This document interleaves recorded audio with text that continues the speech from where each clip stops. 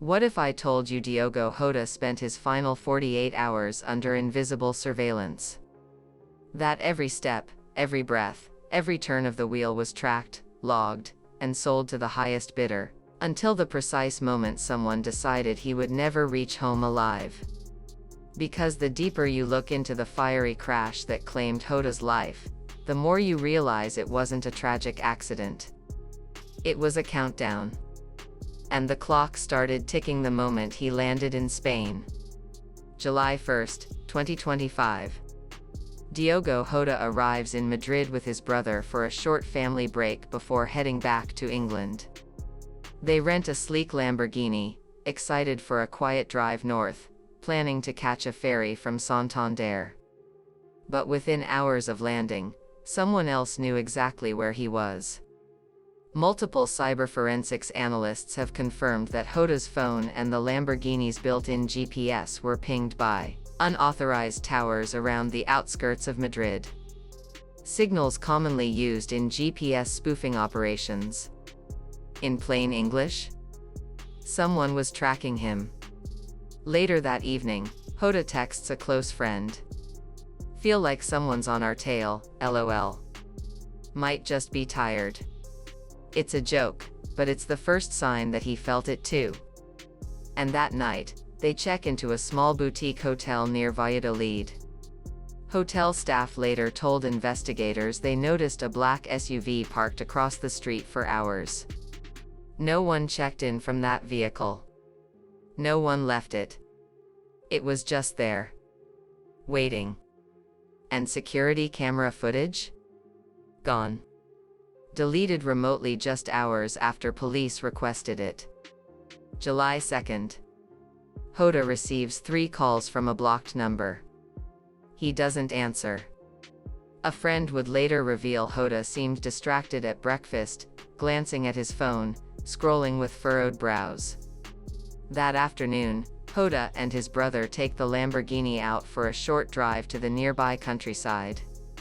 They fuel up, grab snacks, and drive aimlessly to relax. But here's where it gets chilling.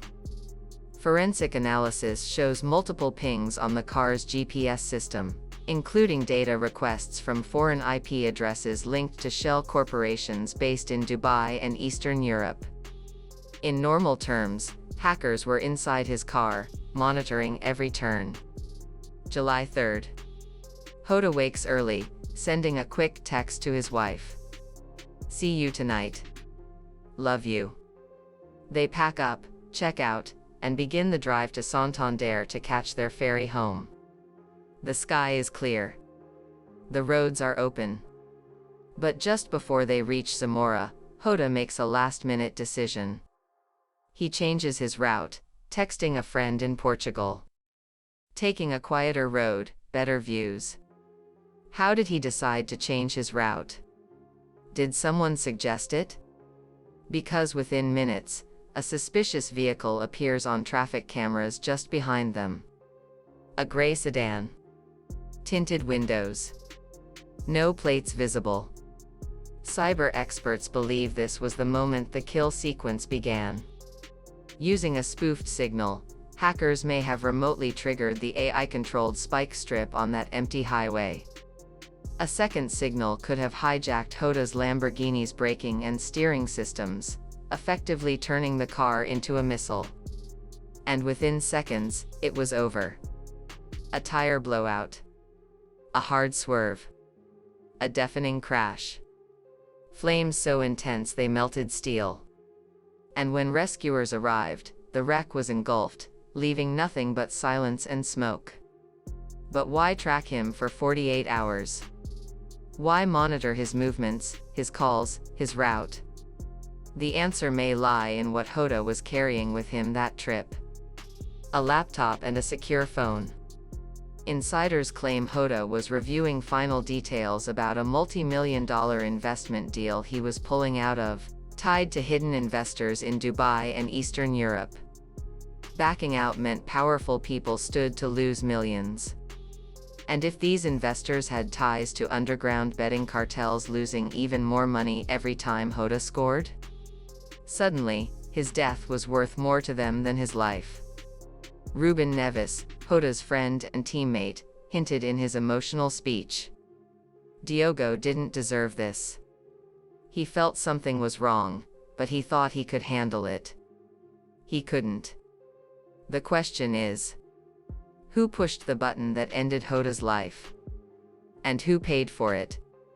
Right now, Interpol and private investigators are racing to uncover who accessed the GPS data, who spoofed the cell towers tracking Jota's phone, who ordered the fast cremation, skipping a full autopsy, and who wired payments through Dubai shell companies days before the crash. Because those final 48 hours weren't random. They were the final steps in a meticulously planned hit job disguised as a tragic accident. While the world mourns, a global scandal is unraveling, inch by inch. Black box data from Jota's Lamborghini may still be recoverable, holding the final seconds before the crash, possibly revealing remote tampering.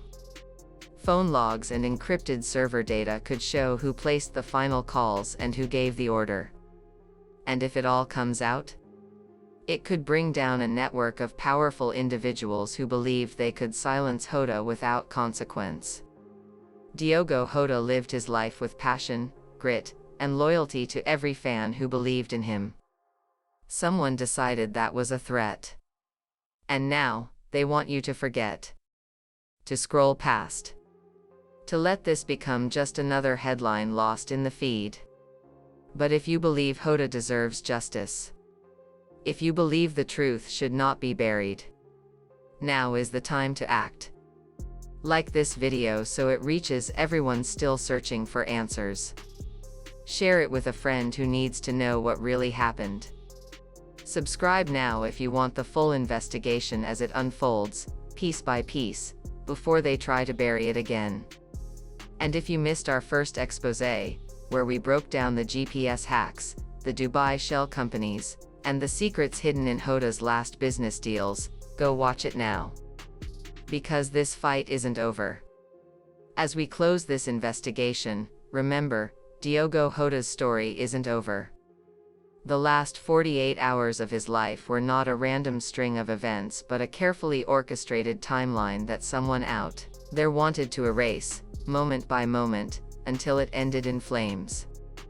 But the truth has a way of surviving, even in the shadows, and it's up to us to keep that truth alive.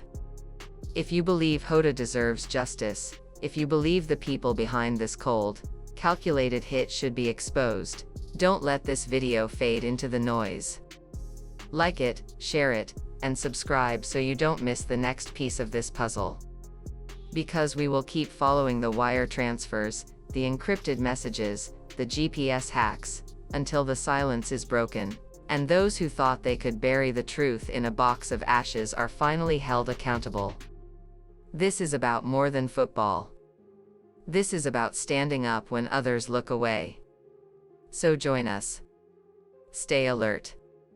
And remember, the fight for justice doesn't end here. It starts with you pressing play and refusing to look away.